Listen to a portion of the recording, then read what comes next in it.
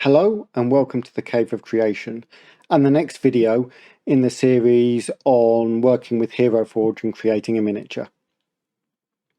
We've already gone through creating the bulk of the body.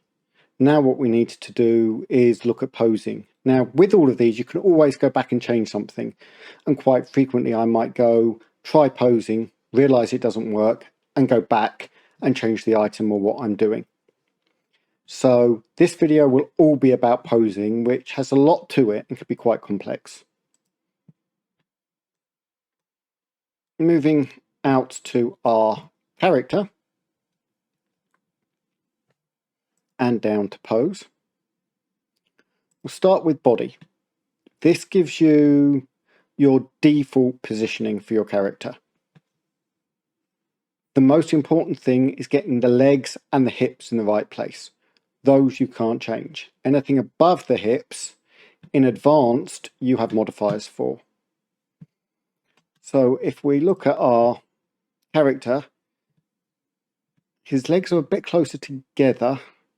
There aren't many poses like that, and I don't quite think that or that really fit.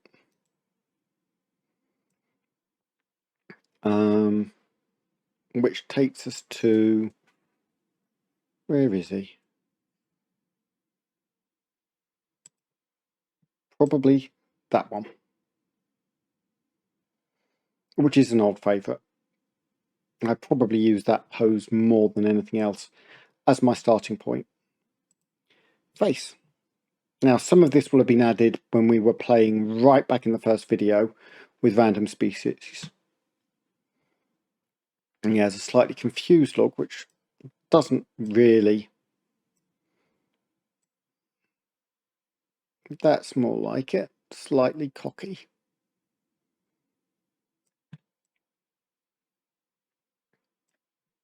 Don't know why he'd be cocky, considering what's growing up on the floor around him, but hey.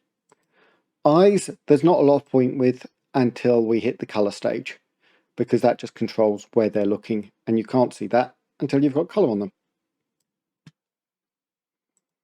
Advanced, this is where you have more control. On some items, some cloaks, you'll be able to, some hairstyles, you can control multiple points all the way through. So if I just quickly come back to gear, back, I think that's one of them. Pose, yep, see he's popped up on the list. And now I've got various points. I can tweak it into the exact position I want.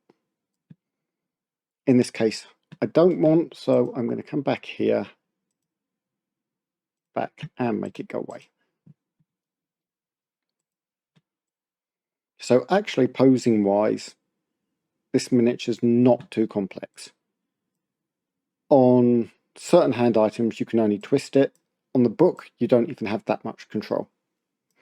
I can control where my various sets of tentacles are to space them out. So let's move that one sideways, forward a bit, and twist the tentacle towards him. Where's that one? That one can go back there, and again I want to twist it. Notice it's starting to splay off the side of the base there, so I'm going to move it back in a bit so it doesn't.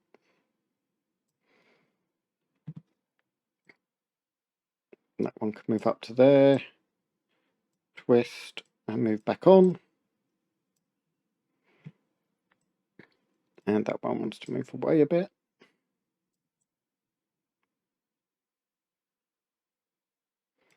I'm actually going to bring that one in, I think. So it's starting to come up just next to him. Then I move on to the other one and repeat the procedure. So actually that one's pretty okay. I'm just going to twist it slightly.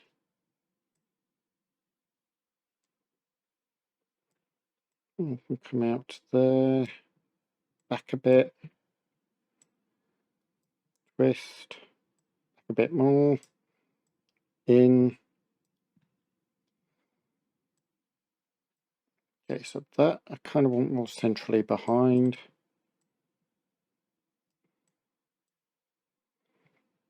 And then 4,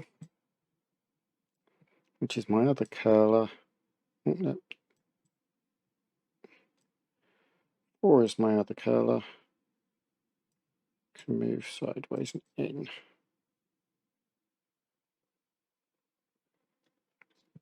in. There we go. That's slightly less random and more. Oh, what's that? No, is it one of these or one of the others? This is the annoying part of this. Ah, that's what I want. And then yeah, to create a bit of space between those. There we go.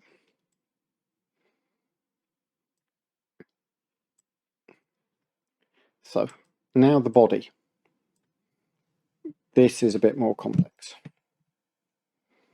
So let's bring the shoulder forward, because what I want to do is get that book so it looks like he's reading it. So I need to probably open his arm out a bit, twist it out. Then I can go to his forearm, twist, rotate. It's a case of trying to get it so that it looks potentially realistic, but isn't cutting too much through the miniature. So what I might actually want to do is try bending that further.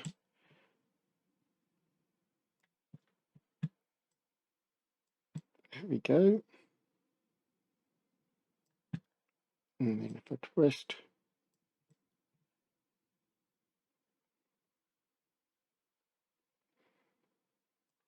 now he's reading, so he's going to want that candle slightly higher.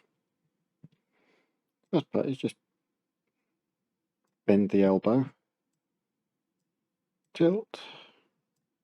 And all of this is just a case of gradually working through everything until you get it the way you want.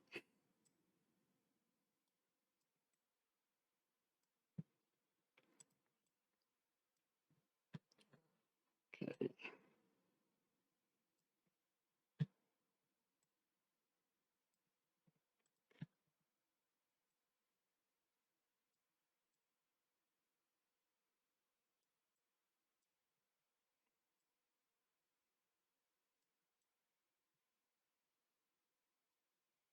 So, oh, now straighten that out a bit so he's holding it at least vaguely flat.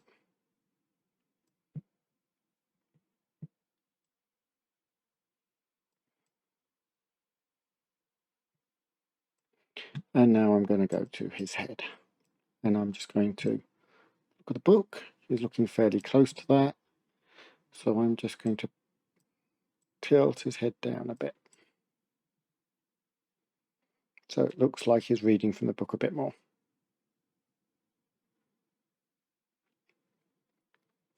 And there we have it. Our miniature is now posed.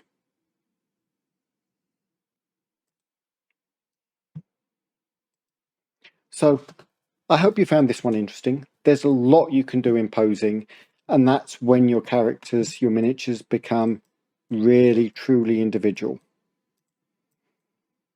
What I recommend is you just go on and play with it. Heroforge has a free element, so go play with the free element, play around with it, and make sure you like it before you subscribe. You can always buy what you do without subscribing. It just tends to cost a little more. There are some features you won't get without subscribing, but that's the way it is. So I hope you liked this video. I found it interesting. There are a couple more videos to come in this range. There's the next one which will look at colour, and then the last one which will look at export options. Several parts of the last one will probably be sped up because bits of it take a little while to work through. So if you liked it, please click the like button, subscribe, click the bell so you know when more's coming, join us on Facebook, join us on Discord, and let me know what you think in the comments. Let me know of other characters you'd like me to do.